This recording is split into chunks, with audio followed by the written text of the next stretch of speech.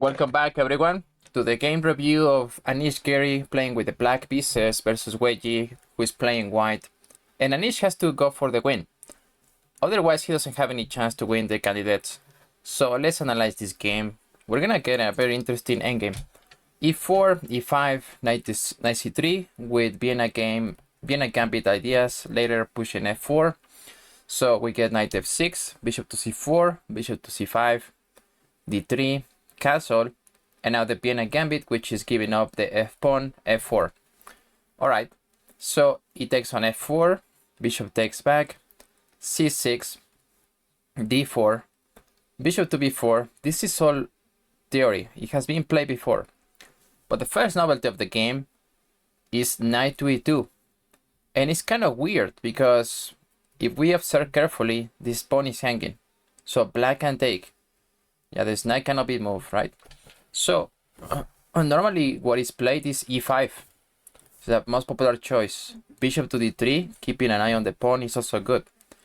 So, okay, we go with knight to E2, knight takes on E4. This is preparation. This is still preparation from white, but it's a bit strange. So, castle, D5, and yeah, this is an obvious move. Even my grandma sees this move. Maybe not my grandma, but Magnus Carlsen's grandma. So knight takes on E4. Here, we don't really want to take this knight.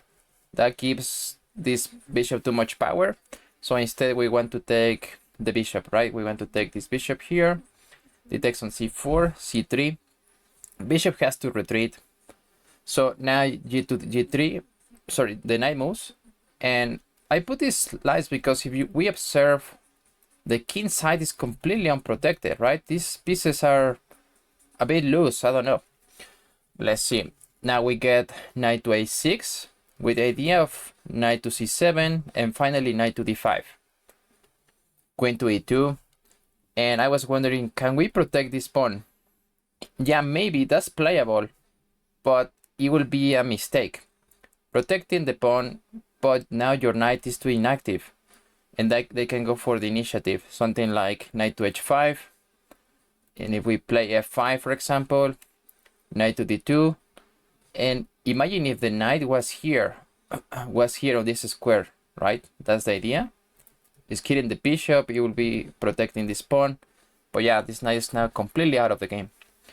Okay, so after knight to C7, queen takes the pawn, knight to D5, bishop to D2, A5. These are excellent moves. Knight to F5. Do you trade this knight for the bishop or the bishop for the knight? Absolutely. You trade the bad bishop. It's a bad bishop. You look at the pawn structure for the good knight, the active knight. Rook takes on F5. And with black, you know that the more pieces you trade, you will probably have an edge as they have less pawns, right? Less pawns on this side of the board. So we get G6, rook to F3, F5, knight to C5, B5, queen to F1, bishop takes on C5. I did not love this move at first sight, but according to the computers, it's completely fine as you're also doubling the pawns, right? Yeah, I just love this bishop. I love this bishop because of the pawn structure, right? We look at the pawn structure again.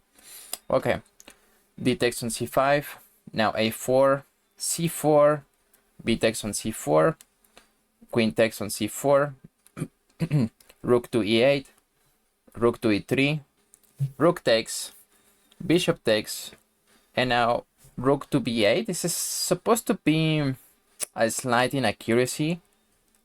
I would probably play something like queen E8. Can we play this, hitting this bishop? Yeah, we can, but it requires deep calculation. It requires to calculate something like rook to E1. Now the best move in the position is to go queen to E4. Queen will have to move. Queen C1. King F7. Bishop to F2. Queen F4. Right, like that's a lot of calculation. So, okay. So rook B8, it looks to me a practical move. Now bishop to H6 is supposed to be a mistake, which is what is so bad about this move? The best move was to play bishop to F2, bishop to H6, with the idea maybe, okay, I'm gonna put my queen here and try to go after this threat. Queen f6 can be played. Queen f6 prevents everything, right? There is no more threats here. That's why queen f6 is just excellent. Now rook to d1, g5. G5 is a mistake. It looks like he's trapping this bishop, right? You're trapping the bishop, but the rook can sacrifice. That's what happens in the game. So what was the best move instead of playing g5? Just going with a quiet a3. And let's say now the rook takes, gonna show you a similar line to what I was playing the game. So c takes on d5, queen takes, queen f7. Now let's say queen e5. Yeah, going for this. But everything is fine after the rook moves. Or even after, let's say, queen d2. I'm showing you this move because that was gonna be played in the game, something similar in the game. So rook d1, g5, rook takes, right? And now white is gonna be down the exchange, but there is a lot of compensation because the position is open and we're still keeping the bishop alive. Okay, queen to f7, protecting. Now queen to d2. Also now this comes a little bit more clear, right? Why g5 it was a mistake, because now this pawn is loose, it's hanging. Now f4, we get c6. c6, again, it's a mistake. It looks fine to me, but queen d4, again, going after this was the best try. So c6, now we get queen to a7 check, giving a check in the position. Now king h1, queen c5, again, slight inaccuracy. Queen e3 ends the game. Completely would have been over because you're not letting white play on the dark squares. Yeah, there's no more checks on the dark squares. And let's say queen d5, king h8. Yeah, there's nothing here for white because you're also threatening this, for example. This pawn is hanging. I don't know, a lot of threats. So queen c5, slight mistake. Anish was also down on time in the first time control. So we get c7, perfect, rook to e8. Now h3. I think the best try instead of h3 would have been to play h4, but okay, it's still difficult. Now queen takes on c7, bishop takes f3. That's a good technique. You want to double the pawns for white. Now g takes on f3. Queen to c4, and we enter this endgame, which is kind of crazy. It's so crazy because we're gonna get a lot more moves and perfect play. Yeah, black is winning, but it's not that simple. What do you want to do? Trade queens, right? If you manage to trade the queens, then rook versus bishop and get all the pawns off the board, yeah, you're winning. You're winning with black. So king g1 is play. This was a threat. Sorry, here. This was a threat, and the pawn is hanging, so queen takes the pawn. King f2, queen e6. Now h4, rook b8. These are all good moves. Bishop to f4, hitting the rook. Queen b6, check. King g3, rook d8, queen e2, queen c6. Now h5, king f7. Yeah, I think that was the first mistake. The only mistake, or the mistake that it goes to we see the evaluation and it's a draw, and the computer keeps finding ways to draw the game. Best try, absolute best try, rook d5, which is avoiding the queen to enter here to e5, right? Also keeping an eye on the pawn. And rook d5, let's say that the king moves, we can play something like king f7 now, and it's fine. What is the difference with playing king f7 now? Because queen e5, queen d5, let's say here this happens, but I actually want to show you rook d5, for example. This move doesn't work as well because the queen can move, pinning this, and more importantly, this pawn is hanging. So let's say we play rook c5, the pawn is hanging. Yeah, in the other version where the king was here, you wait it out. Yeah, king f7. Yeah, you don't worry about that. Right. Okay. I hope that was clear, but yeah, the king is here, so you don't have to worry about the pawn. Okay, let's continue with what happened in the game. Queen c7 check, rook d7, so queen c2. Okay, this pawn is hanging, so queen takes an h5, queen c4 check, king f8, queen b4 check. And yeah, it looks like I mean, are we playing for a win? Are we playing for a draw? We're up 2 pawns, although this pawn is about to be gone. Queen c4 check, rook f7, queen c8 check, rook f8. This is insane. So queen c4, another check, queen f7. If they trade queens, yeah, black is winning. Obviously, you avoid the trade of queens. So queen to g6, and the computer even at this point doesn't even know. You have to run it for a while to see which is better. Queen to g7, for example. King h3. Do you grab this pawn? It's supposed to be a mistake. It's supposed to be back to a draw. So okay. Queen to g6 happen. King h2, h6, queen b3. I think that was a good idea, just to make a space for your king. So king h7, bishop to g3. Wait a second. Rook to g8.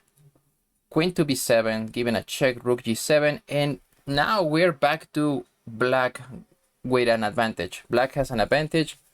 Still, it's not that clear. Queen and bishop are coordinating with each other.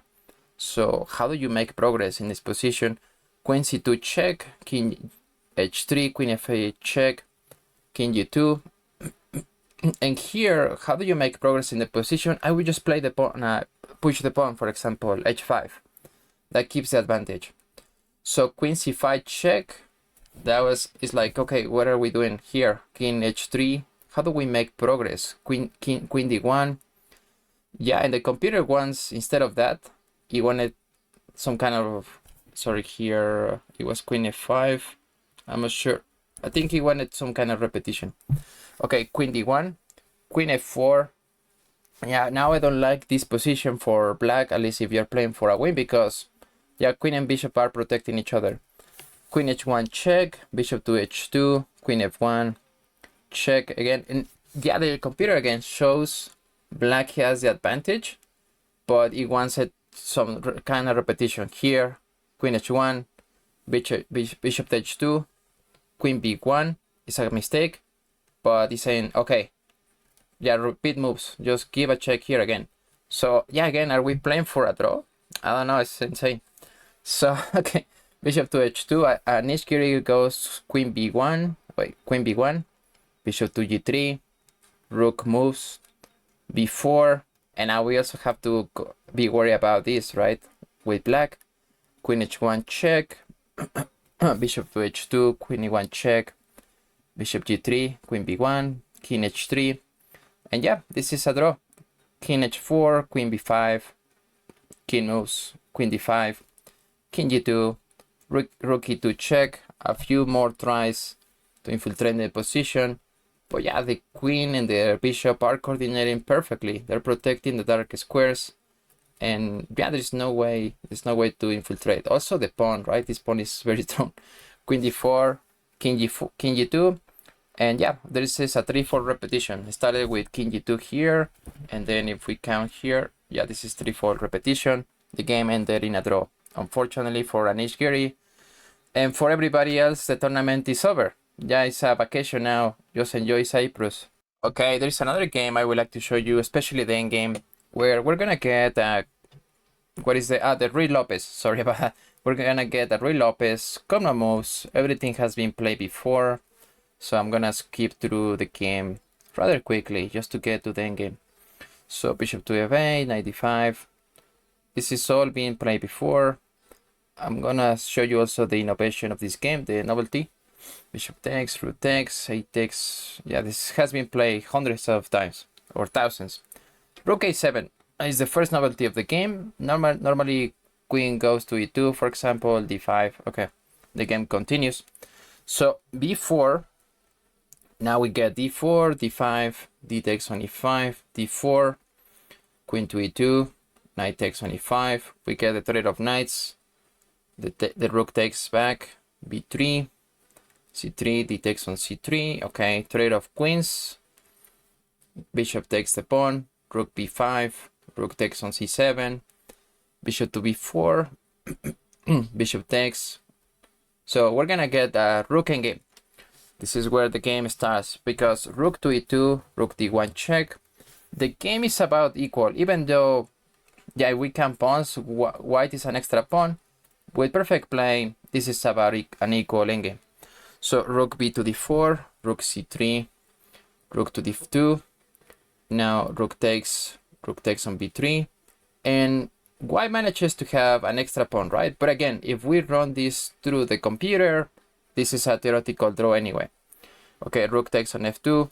Now this is even better because, yeah, this is like 2 versus 3, but this outside pawn isn't really isolated because we can just take. Okay, king to g3, rook to c2, h4, king f8, rook b7 is still equal. Everything is fine until rook c6. It's like the biggest mistake of the game. Now, what you're supposed to do instead of this, okay, this has a good idea, but the problem is you want to put the rook behind the pawn, right? To stop any, let's say the rook wants to give a check here and now promote to a king, right?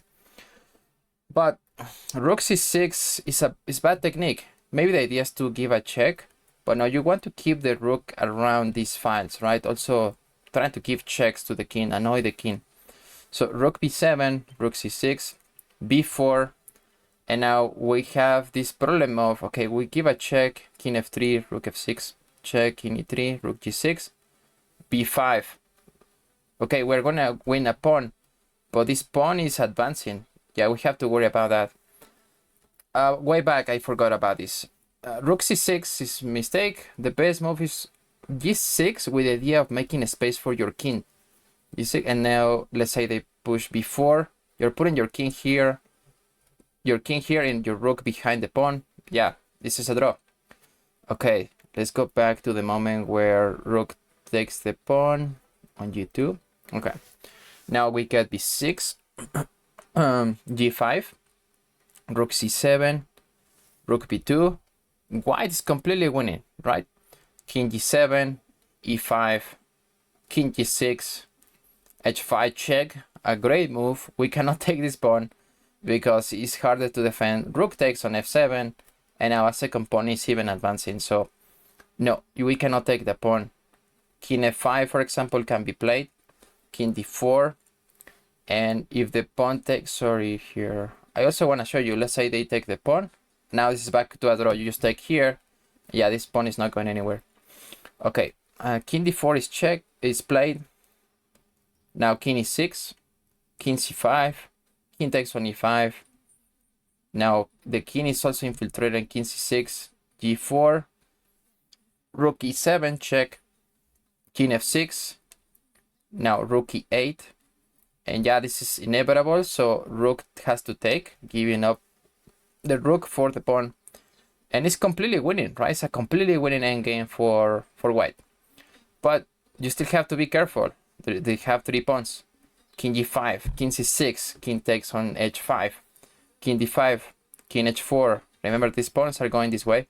So king e4, king g3, and the evaluation is also insane. The evaluation is saying 56 or 80. Like I have 80 pawns with white, or I don't know. I don't know why it's, but yeah, that's the evaluation. This is completely winning, right? Rook to a8, h5, rook a3 check, king h2. Okay, everything is fine. King f4, f5, king h3, rook a3 check, king h2. We get a few more moves, a few more checks. Rook a5. Okay, the pawn is going forward, g3. You still have to be careful. Rook takes on f2, king g2, rook to a5. Here, for example, white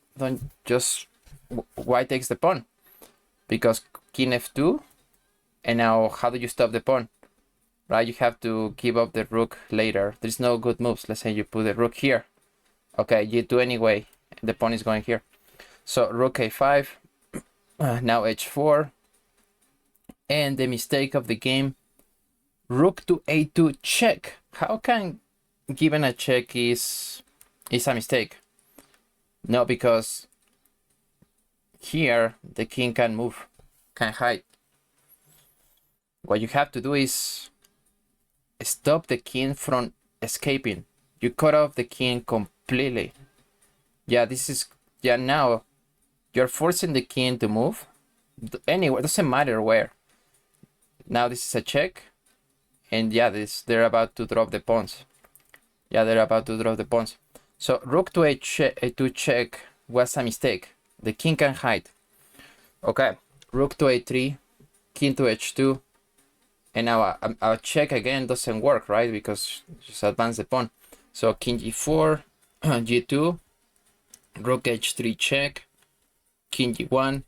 Okay, grabbing the pawn, but this pawn is going forward anyway. King f2, rook a2, h2, king f3, rook takes, and yeah, this is a draw. All right, these are the standings in the open section. The tournament is rather over, with Jabok Kirsindarov taking the win. And let's see the women's section here. Okay, this is a fight. Yeah, I think mathematically everyone has a fight. At least if you have 5.5 points, I think everybody has a fight. Yeah, especially for the 4 first spots, right? Okay, guys, so I will see you in the next one, and take care.